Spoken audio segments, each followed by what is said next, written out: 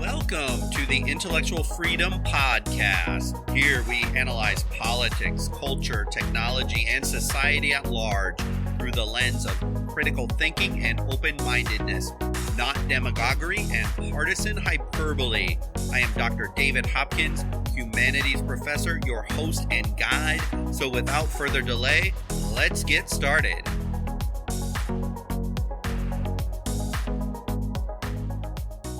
An important question in this podcast: what does it even mean to be educated? I can tell you, when I get students in my classes to be honest with me, they truly and honestly, they deeply question the value of that piece of paper called a degree, beyond the idea that it will help me make money or get a job someday. You know, the facts that students have very serious doubts on the validity or the importance of the degree beyond just that ticket to more cash. This should make all of us who work in higher education, parents who plan on sending their kids to college, or high school students questioning if it's really worth it and if it's the right path to take. We need to stop to think about the way education is evolving in this country. And what is the purpose for the degree? You know, if we really just step back, we think about it, if the purpose of a college degree is simply to give you skills that will allow you to obtain a job, I mean, if that's the case, the absurdity of our current system is simply astounding, as we can surely educate, train on practical job skills much, much more easily and effectively than 4 years of college and $60,000 to $100,000 of debt. Conversely, though, if the purpose of that degree is much bigger and grander, and it's to create an intellectual and educated society so the citizens will help expand, improve, and make life better in the society we live, well, then we're not really doing a very good job at that either. This game of higher education, it is a very high stakes, and it involves some serious amounts of money. You know, it was costly when I went to college, but now, if a student makes a bad choice, it can literally be a life-altering event that leaves them with tens of thousands of loan debt. So we need to be honest and evaluate a core question.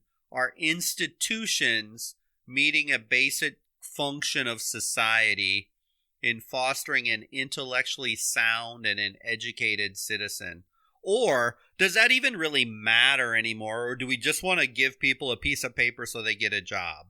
I mean, that might be easier for universities, just to pump out worker drones in specialized fields with print pieces of paper. But this whole process, this whole concept, it's a very fair question, and it's a very important one in our modern society. You know, I need to be cognizant, though, as I'm talking about the limitations in this very field in which I work.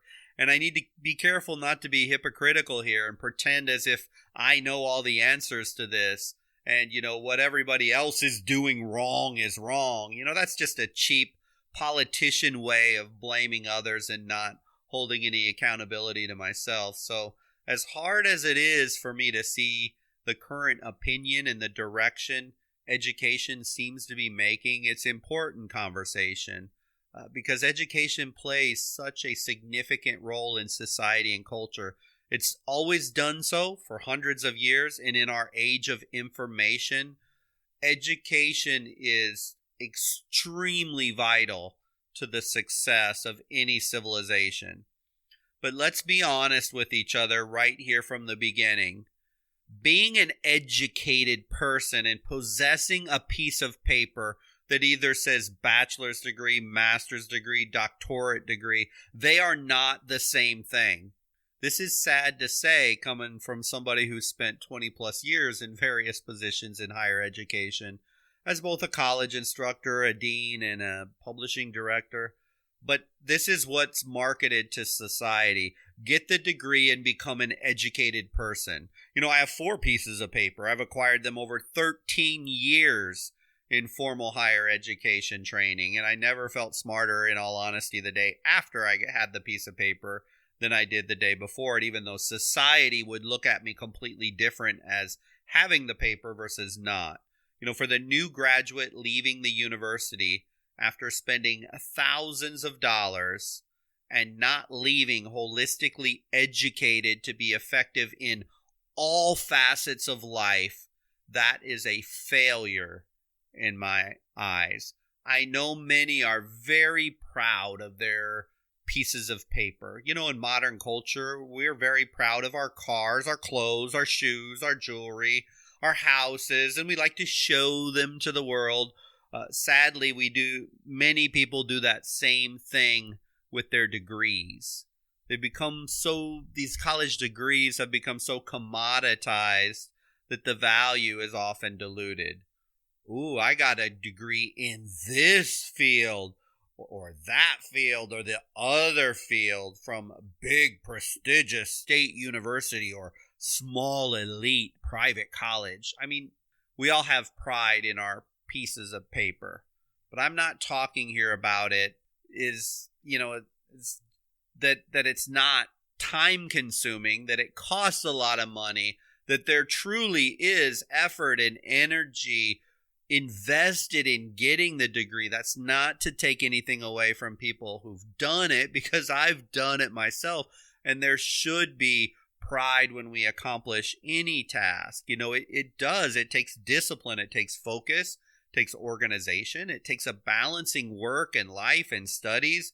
It definitely demonstrates a strength of character when we achieve that piece of paper. This I would never deny to anybody, but I want to talk about becoming educated, because sometimes we pull the wool over our eyes that paper kind of is the end game.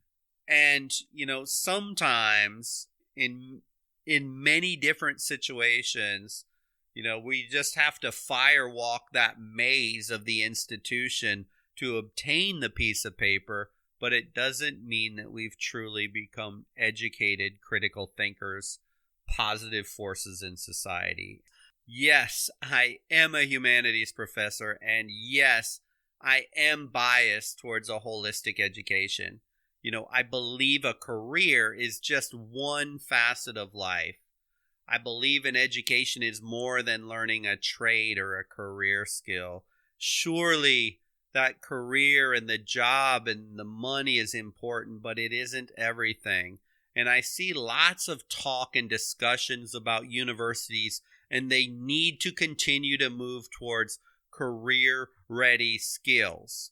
Yet there are some very serious flaws in this concept within the context of a university.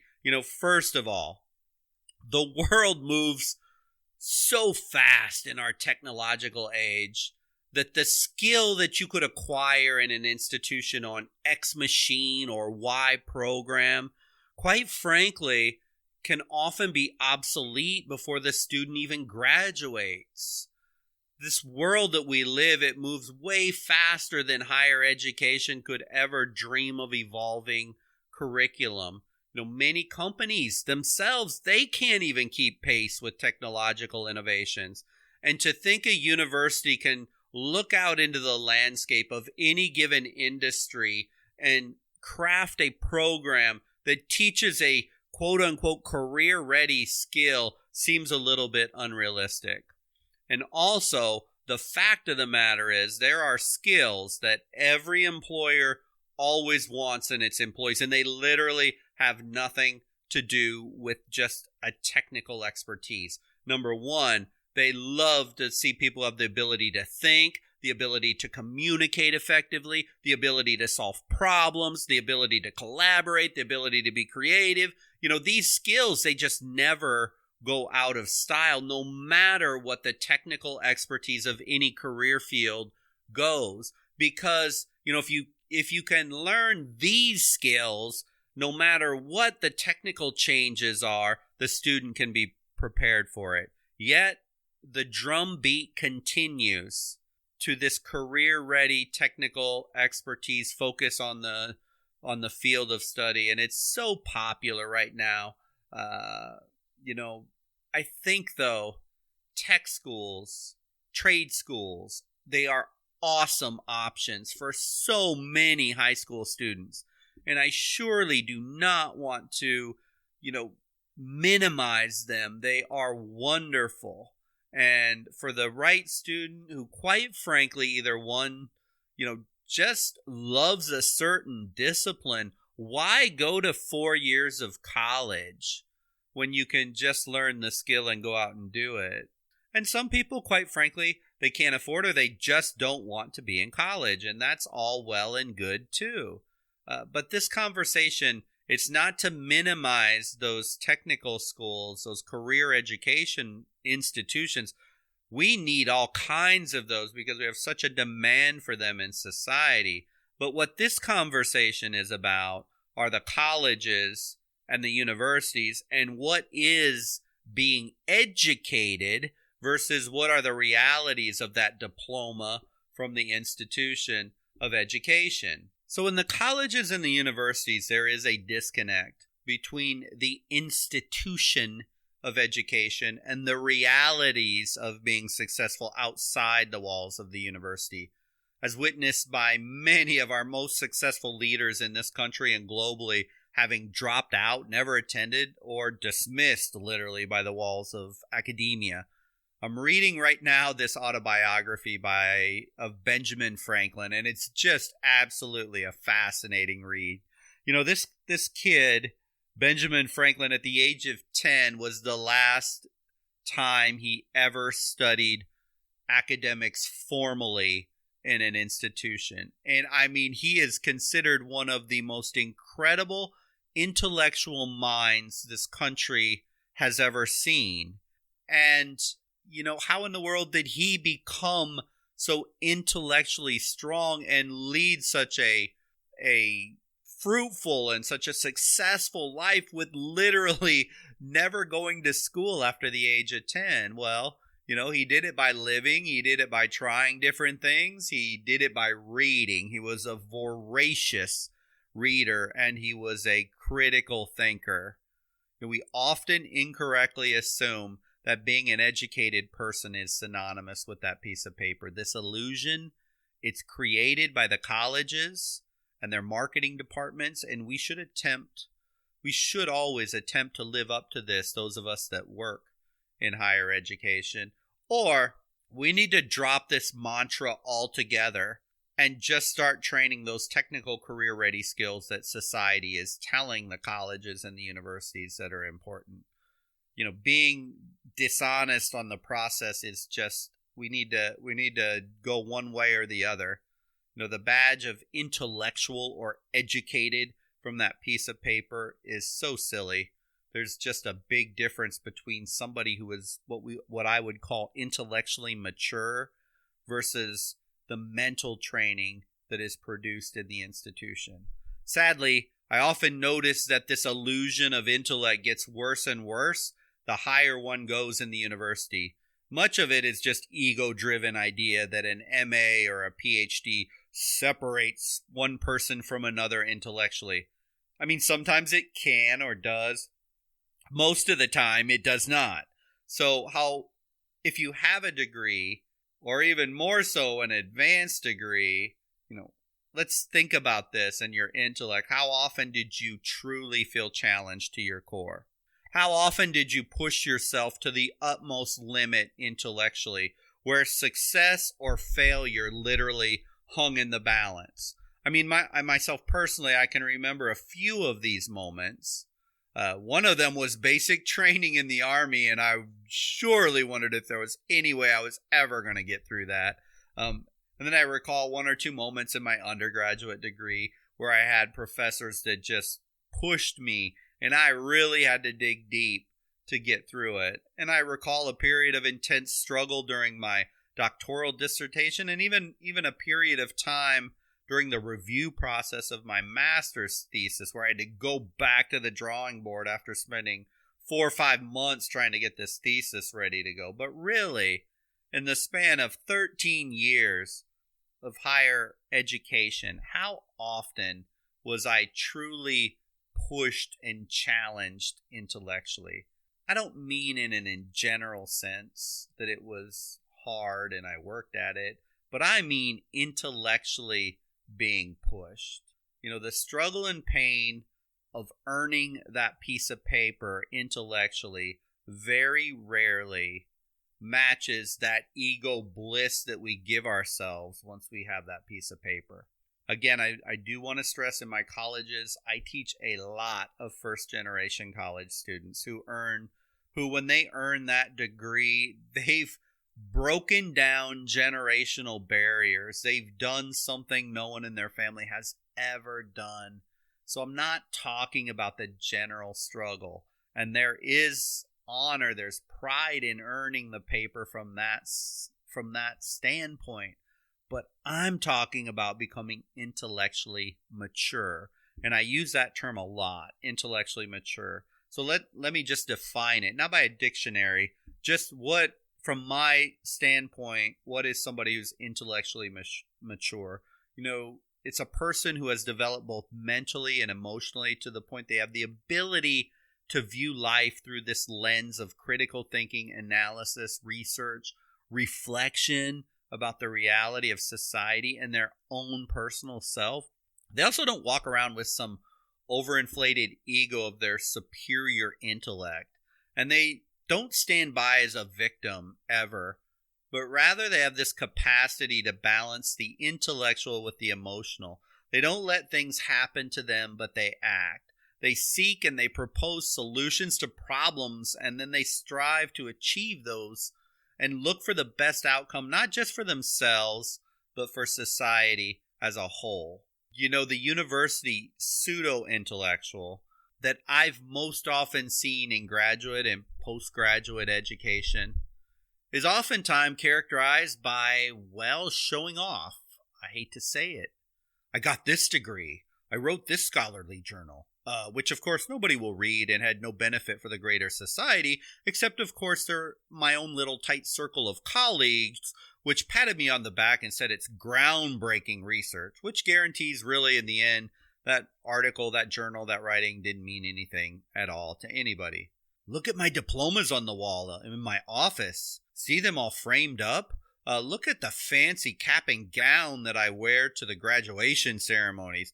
I know the undergraduates look at with their very simple, plain cap and gown, and I'm sure they wish they could have this, but this requires lots of intelligence and intellect. I mean, like the age of Martin Luther, I'll go all the way back to the Protestant Reformation. This period is one that I surely teach a lot in the humanities. During this era of time, there was a massive disconnect going on between the institution of the Roman Catholic faith and the teachings of the Bible. The institution had become incredibly corrupt, and it was not serving the people, and it was hyperinflated, and there was tons of ego and money and all that going around. And Martin Luther came in and said, wait a minute, you're not doing anything of what you espouse you're supposed to be doing. And thus the Reformation. The institution of higher education, if you read it and listen to what the universities say, they espouse thinking, creativity, innovation, a well-educated person and their missions, their purposes, their vision statements, and they publish these for everyone to see in their state-approved and accrediting body catalogs. You see it in their commercials. Students reaching their full, highest, best self.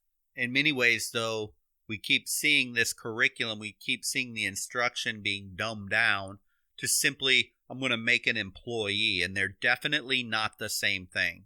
Here are some of the type of ideals that universities still include in their mission statements. This one happens to be from the University of Wisconsin, and here's their mission statement, quote, to serve and stimulate society by developing students in heightened intellectual, cultural, and humane sensitivities, scientific, professional, technical expertise, and a sense of value and purpose. Inherent in this mission are methods of instruction, research, extended education, and public service designed to educate people and improve the human condition. Basic to every purpose of the system is the search for truth. I love this mission statement. What grand and noble aspirations. What a wonderful balance between the scientific, technical, professional, and then huge, big, passion-generating moments. These should be commonplace in higher education if they're living this mission statement out, not the exception to the rule. If the university could live up to the mission statement, we wouldn't have near the hate, the division, the anxiety, the stress, the closed-mindedness, the fear that we see in our society today. Education truly has that much power when it is properly passed through a culture and a civilization. This brings us to a crux in our discussion. Is being educated the learning of things like memorizing and the ability to regurgitate data on a multiple choice test? Is it about acquiring knowledge, facts, processes, procedures that basically we can all objectively agree upon? Or should a university education be more? I would argue with you it does not take $60,000 to $120,000 to learn objective details and theories. If we're going to make this real simple, we have YouTube that can teach us all of this sort of stuff. But universities, they're marketing that they do much, much more. Notice the University of Wisconsin mission statement. It talks about truth and the discovery of truth. What a powerful statement. Truth, it's the opposite of lies and falsehoods, which then, in the discovery of truth, it takes these students to exploring logical, factual, or ethical meanings, and it requires this thing called critical and free thinking. Now, figuring this out in life is an entire different level of intellectual learning. And the University of Wisconsin mission statement says this is a cornerstone of their education. But is it really? It could be argued all too often we're producing these technological giants and intellectual midgets in our university. There's way too much indoctrination, zombie walking, just not thinking that is going on. Most degrees and most students spend very little time in self-exploration in class, seeking out big picture concepts on things like truth. They're learning facts. They're learning proper protocols. They're learning patterns. They're learning theories. They're learning laws of science. Most often, they're training students to be incredibly regimented and following the rules in their studies and their curriculum, as well as the teaching that's going on in the classroom. I would bet there's some of you listening, if you went to college and you probably or may have suffered this dreaded phone call or email from the academic administration area as you got near to graduation, and it's something like, "Oh, I'm so sorry to inform you. You missed 3 credit hours in Western civilization. And I know that you took this class at another college called Analysis of Western Civilization, but that just doesn't fit exactly this incredible learning that you're going to get in our Western Civilization course. So thus, you're going to have to make this thing up, or we're not going to give you a piece of paper." That rigid militaristic style of education and learning, it bleeds outward from the science lab or the computer screen and the institution, and it bleeds into other areas of life. And in essence, many ways, the university is teaching our students that if you want to get through something, you have no choice but to conform exactly to it. Now, this is not the university's fault alone.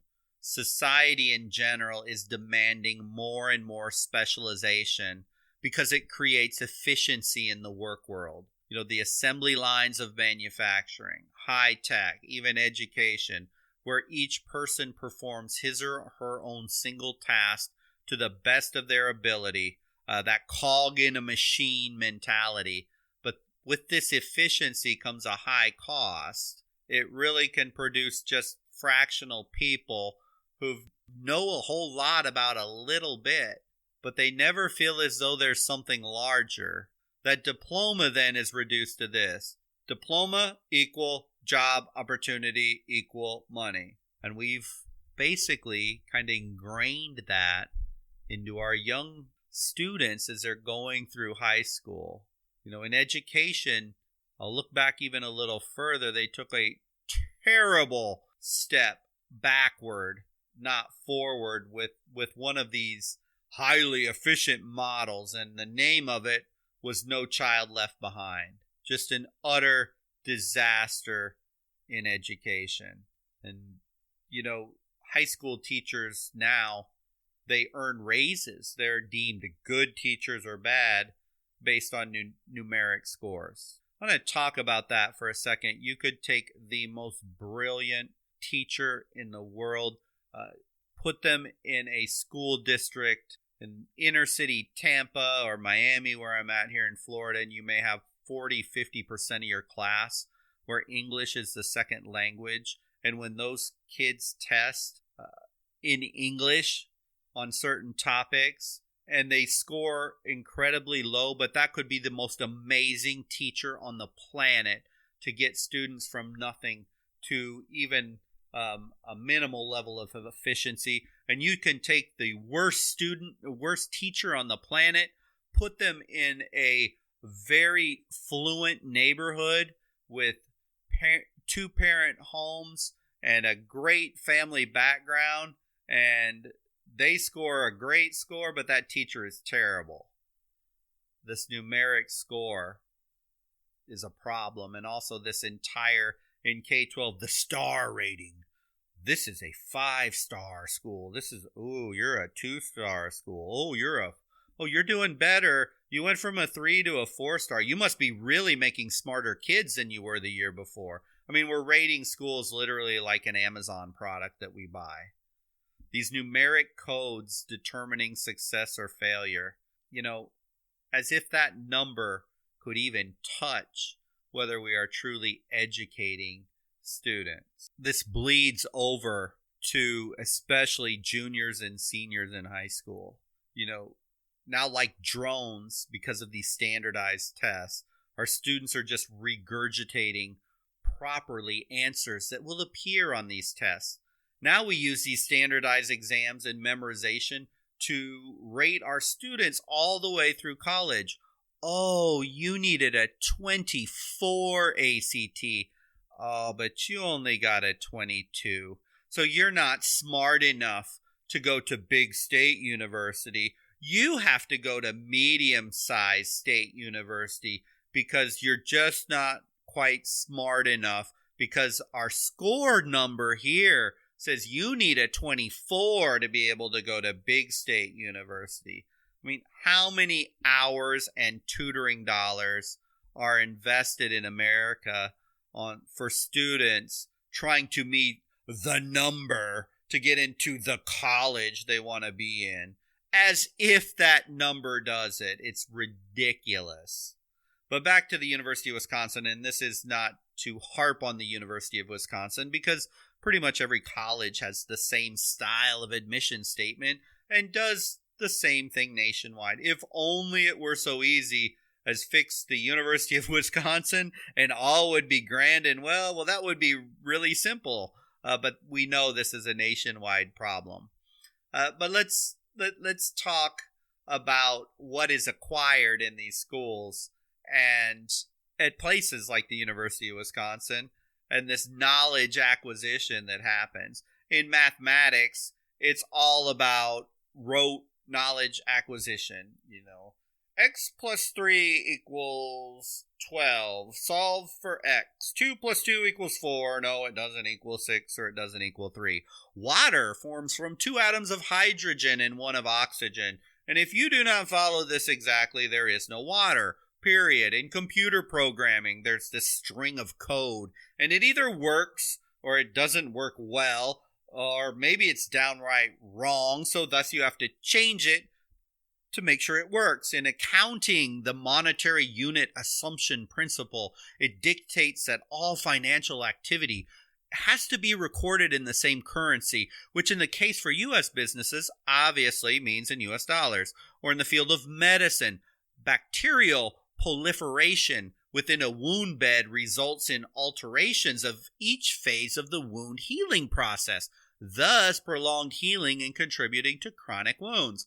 The opportunity cost concept in economics states the world has unlimited wants, but very limited means. So there's always a choice that has to be made. We give up one thing to have another. So we use these formulas to calculate the value and cost to find which option will be most fruitful.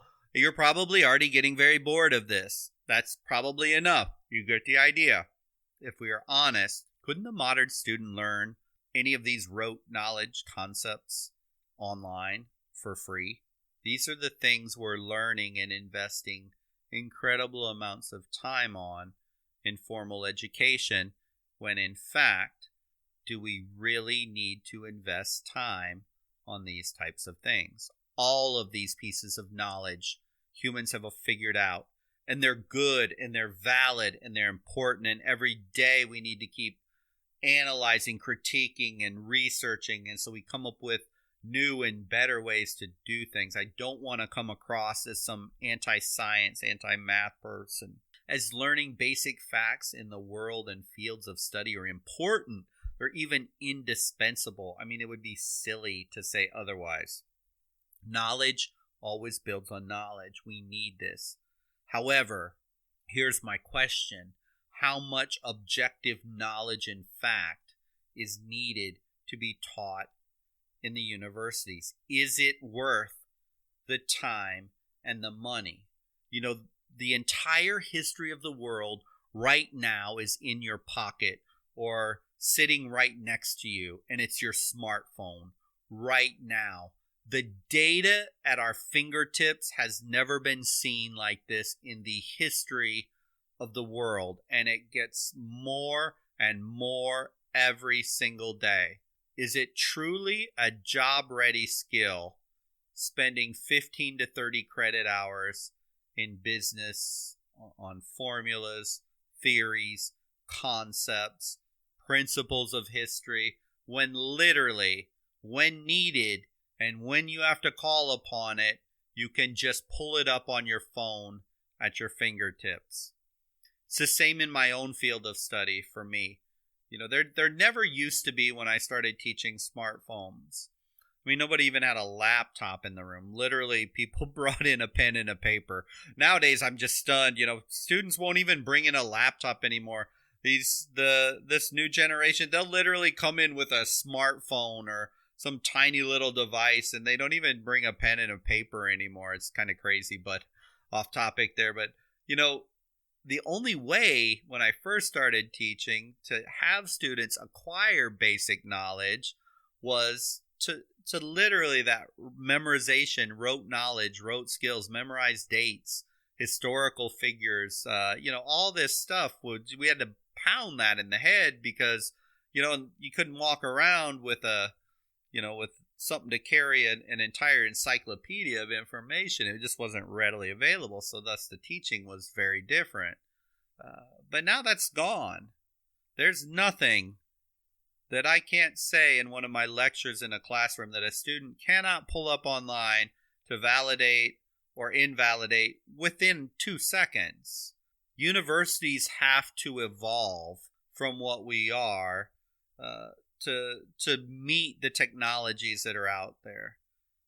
There are unintended consequences of the dominance, though, of this science, math, business-driven technological age that we have to address. And it is this reduction of the world down to knowable, memorizable facts, theories, programming language, and mathematical equation. Life is not so black and white. Ironically, in an age of information where we can be exposed and we can broaden our perspective so grand and so wide, instead, people are becoming even more insulated into their own little groups and tribes. And in that world of math and science, or even extend it to business economics, so much of what's taught in the colleges that we can reduce the world down to facts and figures. Yet those truly successful in any of these hardcore sciences and maths, they're not regurgitating facts when they're out on the job. Their job skill is not the rote knowledge. The successful ones are imagining things. They're creating things. They're improving things. They're enhancing things. They're questioning things. They're challenging things. And this is where the university can bring the most strength. And this is where the universities are maybe doing their worst job than they ever have. You know, when university learning is reduced to practical, functional training and knowledge, you know, those things that students perceive they need to get a good job, that world of facts without one trace of value, that world of theories and laws without one trace of analyzing truths or falsehoods, justice or injustice, you know, reducing knowledge to just verification. It renders personal value statements as just sentiments. It dehumanizes learning. It makes it, well, what it is, all about the piece of paper. It is a new, perversive mindset about what is important. Heck, we can teach machines to do nearly all objective data analysis for us. Why do we spend so much intellectual muscle on things a machine can learn at a much better rate and a much more effectively rate than we can, versus spending time on the things that human beings can do that machines can't? Create, dream, analyze, take on really complex situations and problems. I know that in business schools there's case studies, other fields create projects, others have case plans. I'm sure you got it, so did I. Those help foster critical thinking. But what percentage of our time in college is spent on compelling, inspiring tasks and learning versus what is spent, well, just grinding out facts, jumping through hoops that are needless, whether it's memorizing painters from the 18th century or an economics class definitions matching test. I no longer personally require rote memorization of history, facts, dates, this type of lower memorization.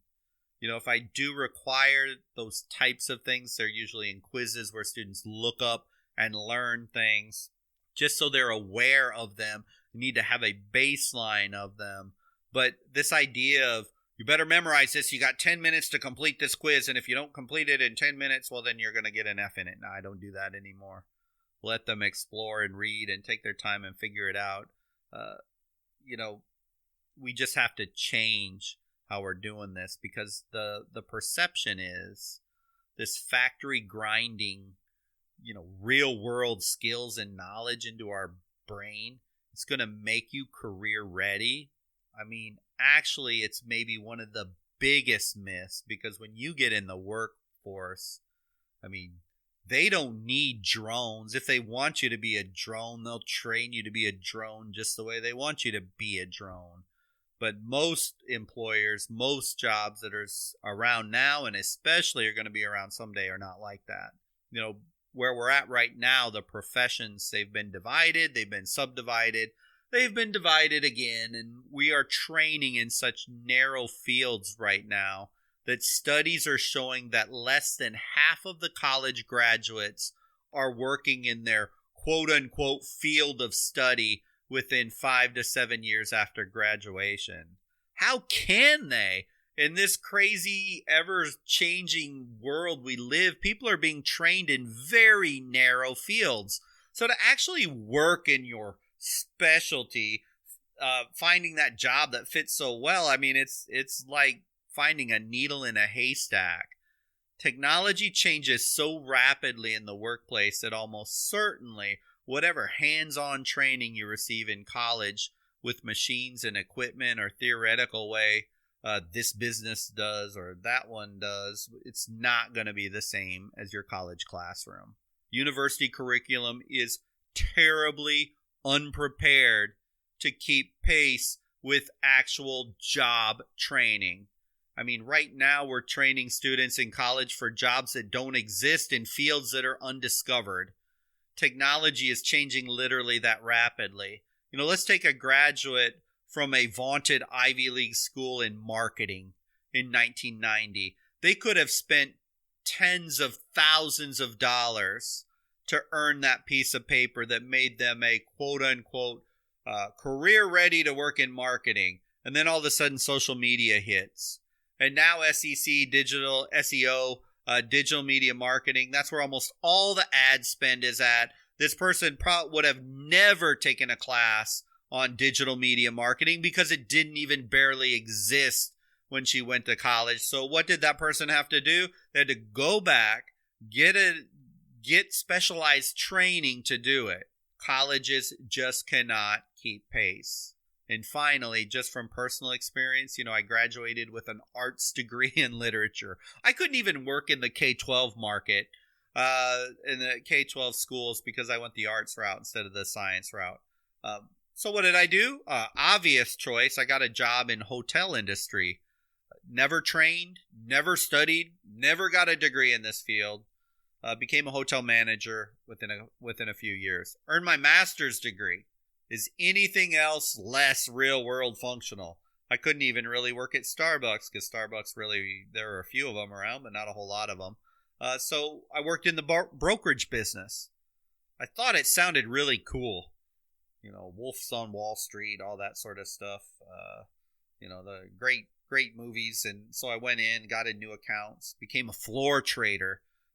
Then ultimately the retail accounts manager for brokerage accounts. Literally no university training in economics, finance, accounting, nothing. How does someone make it from entry level to manager in 2 years in hotel, 3 years in brokerage, with degrees that literally had nothing whatsoever to do with either one of those those industries? Because those degrees, they don't mean anything on career skills. What a degree can teach you is the ability to think, to relate, to communicate, to problem solve, to empathize, to work in teams. That is what matters for success. But that is really hard to assess in a number between 1 to 10 on a survey, on a institutional administration basis. But really, this is what employers time and again say they want in their future employees. But universities are copping out. They're taking an easy way out. I continued on with my studies in the humanities. I eventually earned a doctorate degree, made my way into higher ed, but the point is that those pieces of paper really didn't mean anything in the scheme of things in working in the real world. So why do we think now that changing university curriculum for career-ready skills is gonna be something that's gonna help our graduates? I've been successful in the real world, and I've had no formal training in any of those real world degree plans. We live in a world increasingly dominated by science, and that's fine and good. There is incredible potential for grand accomplishment and growth in future generations from these fields. For those with the technical, the practical, coupled with dreams, passions, visions, creativity, literally, there's no limit to what one could do or be.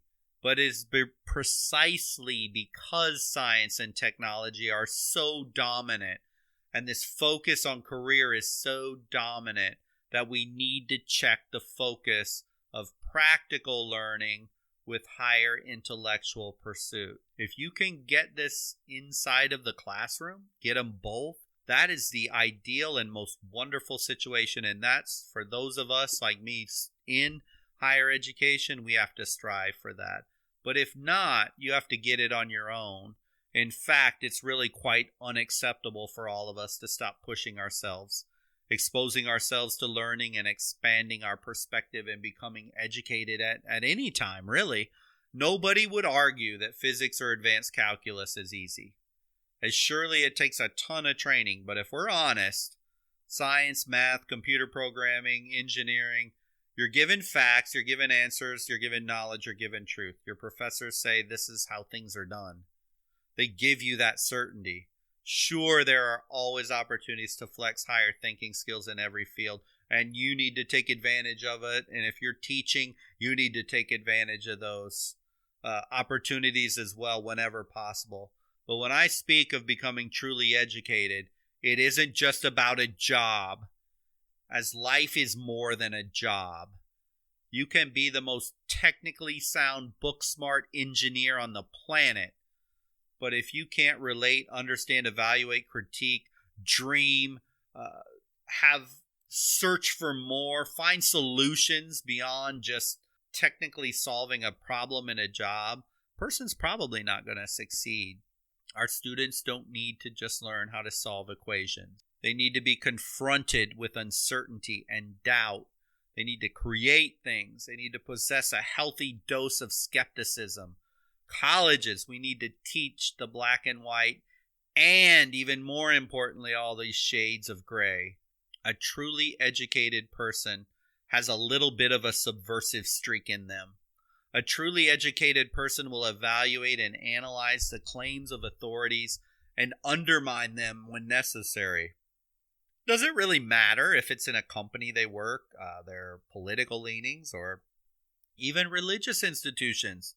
We so need educated people, intellectually mature graduates, not people who walk lockstep in line, earn multiple degrees, and know what they are supposed to say when they're supposed to say it, jump through the hoops as directed because they were trained in a school to do it a certain way. Many times, these people are not educated. They just got an institutional education. There is an excess of refinement and structure in our universities, as well as of everything else, which has made the college degree somewhat pathetic in many ways. It's become that piece of paper, required passage to the important thing in life, which of course, in our business world is job, money, career. There is a very large difference between being educated and having an institutional education. Educated people, they have this skepticism about life and the impact of their technical skills and professional life on society at large. They will consider everything about what we are, where we came from, even what we can be, and maybe even more important than any of that is just what we should strive to be. The educated person understands humans have this incredible capacity to overstate and overhype their importance. The educated person can understand the current state of society is one in which the members know more and more about less and less. The specialization of tasks, so many university students are forced to invest hours and hours to learn, has reduced so many to being nothing more than that cog in a machine that's serving a very specific role for a very specific amount of time. Then they retire, then they die. I mean, not to over dramatize this, but the order, the structure, and clarity that science and technology in our modern business world are about, that's taught in our universities, it literally can almost dehumanize us, all of us. Has the potential to make us hypercritical and hyper-focused on really small things instead of the whole. And we see that in our debate on politics and religion and other areas. That old saying of you can't see the forest through the trees. Oh, our college degreed minds can critique, they can equate and dissect the smallest little bit of minutia, but what about addressing the really big, important, the ethical, moral, human parts of life? Many times our graduates don't want any part of that, and we're neglecting the big things as we educate ourselves on smaller and smaller things. This rampant spread of specialization that we're seeing in our universities is limiting the perspective of graduates way too much. They often leave the walls of higher education not bursting with creative energy and passion to change and challenge big things, but rather they're really educated on little small things. And they're just happy when they finish to be done with it all. I don't know how many times I've heard that. Oh, I'm just so glad I'm almost done. The educated mind takes on willingly, happily, these questions, the big questions that are more about the possibilities of things than just the answers. The educated mind has no problem fighting it out intellectually, trying to solve just ridiculously big questions. Like, what is morality? How do we know something is true? What is the meaning of life? How can we be ethical when the world around us seems to be more and more unethical? Can we ever achieve social justice? And if we can, how in the world do we do it? I mean, these are just one of hundreds of questions. Too many degreed people leave college without truly, honestly grappling with bigger issues of life and internally trying to figure out who they are individually. The hard math and sciences, they simply cannot send you this deep. It's just too specialized. And we need people to graduate into society with a much bigger perspective on things, not a smaller level of expertise. Too many degreed people, they just don't question authority. They're okay with conformity. They've been through conformity in all the K-12. K-12 is a killer of creativity. They're part of the club of conformity. School in general is maybe the most rigid, compliance-required killer of free thought of nearly any institution we have in America today. An educated person is going to question all authorities, even professors and administrators in the colleges that are printing out these degrees en masse. The educated person is not going to be trapped by science and technologies or business certainties, and in fact enjoys being free from the confines of these objective sciences. We need educators, myself included, in all fields of study whenever and however possible to foster critical thinking in our classes. We need to put out readings and assignments and discussions that challenge students beyond just acquiring and regurgitating fact, but they're pushing their mental boundaries to ensure that we're not complicit in sending out graduates who have acquired the ability to simply regurgitate and perform and think like their professors. This is the worst shame in our universities, and I want to speak to the college professor instructor. It is not your job, and you should not push your agenda onto other students. Your job is to set your students up to learn to think and evaluate and draw their own conclusions based on ration, reason, thought processes. Shame on you if you're pushing your politics, your religion, your personal agenda on whatever it is, and you're feeding it to your students as facts. That is not what's going to create a more educated society in any way, shape, or form. And if you're a student and you hear that demagogic talk from your professors, you may have to smile to get through the class, but you need to look at that, smile, and know that that is not creating an educated society, nor is it creating an educated mind when you graduate. We will not challenge, change, and improve society without educated college graduates who are free thinking, intellectually grounded, individuals. We need them open-minded. We need them to explore and challenge and change things of prior generations. It's what we need to do in the institution. We're in the midst of a technology renaissance. Stunning how our technology and the sciences and computers and data, it's just mind-boggling. This is a renaissance like something we've never seen. But at the same time, we are not in a renaissance in our institutions of higher education. Our institutions are getting more closed-minded, less free-thinking, less freedom of speech, and this is scary because our educated mind, if we're truly going to do it, is much more than knowledge acquisition. It's much more than conformity. It's knowledge on how to question what else there is to be learned and giving them the freedom to do it. To just be satisfied with what the college taught, thinking that that piece of paper is the end game of learning, is for the most part a form of intellectual suicide. And I want to say this to the college graduate right now. If you're thinking after you got your degree, this is it, this is as good as it gets, I used the piece of paper to get the job to make the money, and so now I'm done.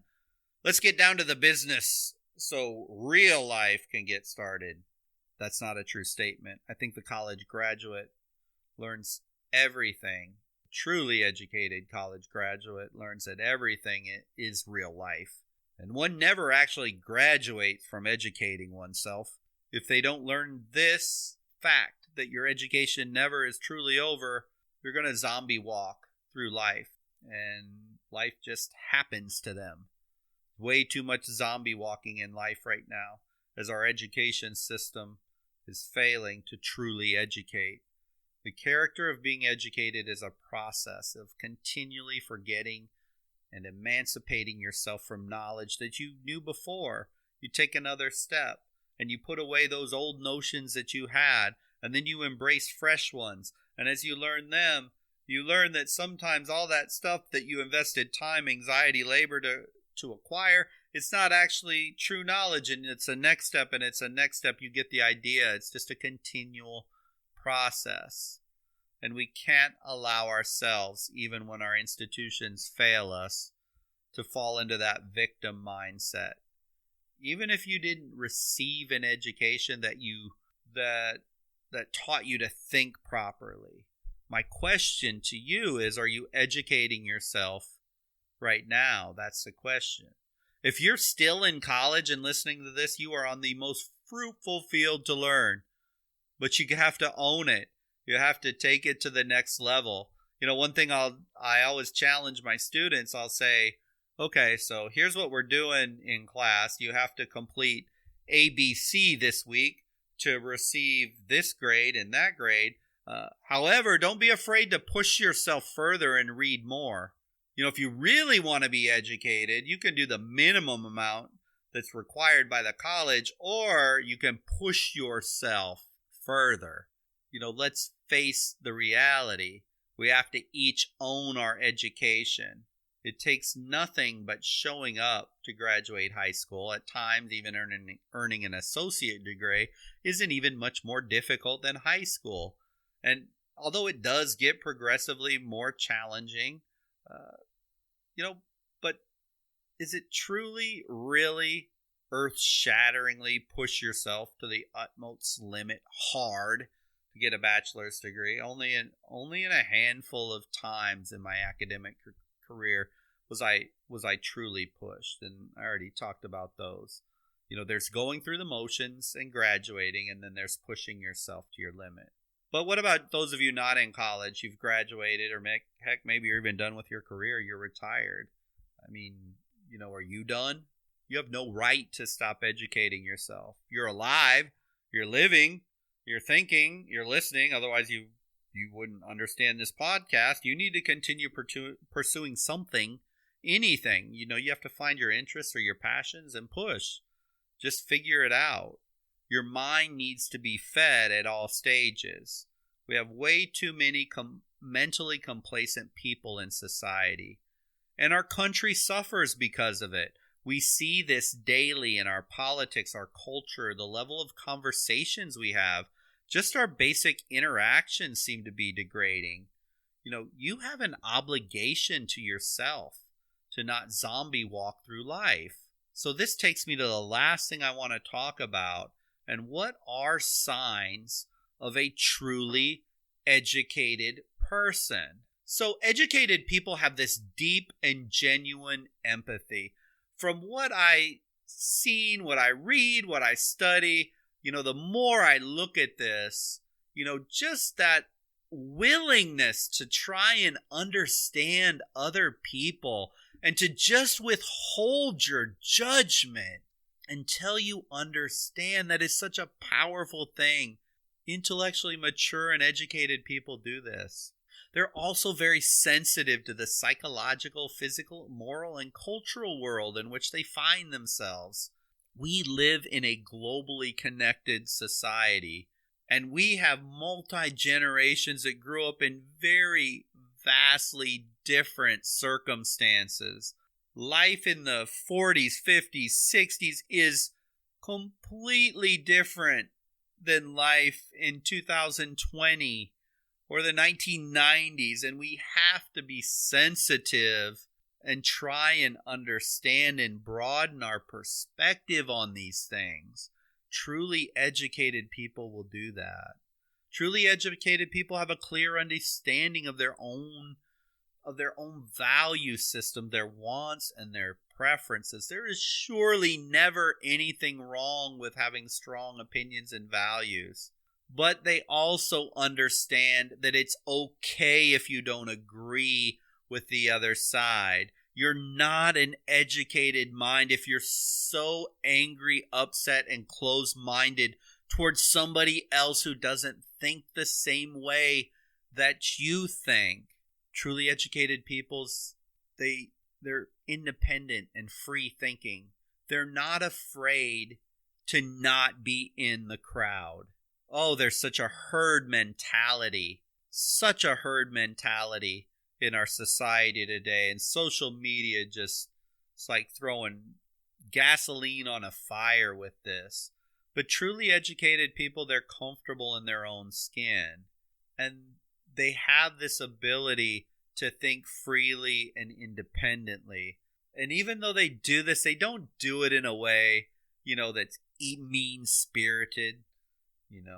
Nothing more annoying than that person says, well, I got my opinions and I'm going to tell them exactly what I think. Well, it doesn't mean, just because you can be loud and obnoxious doesn't mean that you have to do it that way. And it surely doesn't mean that you're an independent free thinker. It just means you're being rude and obnoxious when you do that. So an educated mind can think freely, thinks independently, comfortable in their own skin, but they're not doing it in a condescending or a mocking way. Those are just some of the things. Clearly, these are some of these characteristics, they can be learned and they can be embedded in formal education. But all of us can become more intellectually mature. And we don't need the university for this to be able to reach there. So what can you do to educate yourself outside of the constraints of a formal institution, which I would argue in many ways you can go a lot further without those constraints. But, here's some just real simple things. And again, I'm not an expert on this by any stretch of the imagination, but here's 3 things that what we generally see educated, intellectually mature people do. They tend to read a lot. I don't mean blogs and tweets and Facebook posts. Sometime I'm going to do just a full podcast on the power of reading, as it really has a profound impact on your brain. It doesn't even really matter if it's fiction or nonfiction or poetry, but read. You've been given a mind that can understand incredible mysteries, and it wants to express itself and imagine and learn new things. And, there's just incredible wealth in books and teaching in the world that you can grow your knowledge and grow your wisdom. The second one is communicate, especially with people who you don't agree with on different topics. this is really hard, but you need to try and foster relationships that are not like, with people that are not exactly like you. The potential for growth is huge. It requires you to develop discipline and not fly off the handle in emotion. People who are highly educated have this ability to communicate even on topics that are hard or difficult or there's disagreement. And the third thing is just question things. Be really curious. Just stop taking superficial responses from our institutions when they give it. I don't care if it's political, big tech, news media. Just don't blindly accept things as more often than not, there usually is more. Don't walk through life with the, oh, well, I don't care. It doesn't matter. Life happens and you die. When you do that, those people that are in power, they love it. They love it when you're lazy and you're apathetic. So there's just 3 real simple things. Read, communicate, question things. Really easy to find. Just take baby little steps. It takes practice. I mean, you're never going to be perfect, but those next steps in the right direction can go a long way. And really, what's the worst thing that happened? You spend some time on something other than a Netflix series or 2. You can always catch yourself up on those. They never really seem to ever go away. But just push yourself outside your comfort zone gradually. Just take little steps. I work in higher education, and undoubtedly, that college degree opens doors for many people. Statistics just prove that having a degree will allow you to make more money, almost certainly, than not making more money. However, don't be hoodwinked into believing just because you got a formal education. It surely doesn't mean you're truly educated. And don't stop pushing yourself to learn, because they're not the same things. At the same time that we learn knowledge useful to society, career advancement, technologically, humans need to continue their intellectual development their entire life. Your technical and objective knowledge of the world, and you put that together with a deep-seated search for your life passions, exploring yourself, understanding the world you live, challenging information just fed to us. Now here's where you can truly reach your full potential and your best self. Ideally, we get the degree simultaneously with the true education. But let's face it, life is rarely ideal. As we all as we all figure out over time, even if you were educated while getting the piece of paper, you're never done until, well, I guess you would die. Then you're done. I kind of jumped around in this podcast from topic to topic, but I hope what you take from this is, as you look at if you're a college student, look at your degree. Don't look at it just as a piece of paper that's going to get you a job. I mean, technically, functionally, it would be silly for me to say with the piece of paper, you're probably going to get a better job. But don't think you're done, and don't think that's being truly educated. You're selling yourself way short when you do that. If you have already graduated, it's easy for us to say, I'm done learning. I'm done with education. I don't need it. And it might be true that you don't need to memorize any more math equations, but that doesn't mean that you should ever be done educating yourself. And you need to find that thing, whatever that thing is, and keep pushing yourself. You can always push yourself to read, to communicate, to question things, and not just get complacent in life. No matter whether you're 40, 50, 60, 70, there's still more you can do. Society is strongest when everybody is more intellectually mature. And so it's important that we always keep pushing to get more educated. At the end of life, that piece of paper isn't going to mean anything. But, just living your life with a deeper, more profound, more fulfilling understanding of all the crazy stuff on earth that we did, we saw, we experienced, we perceived, it's definitely worth it to keep pushing yourself.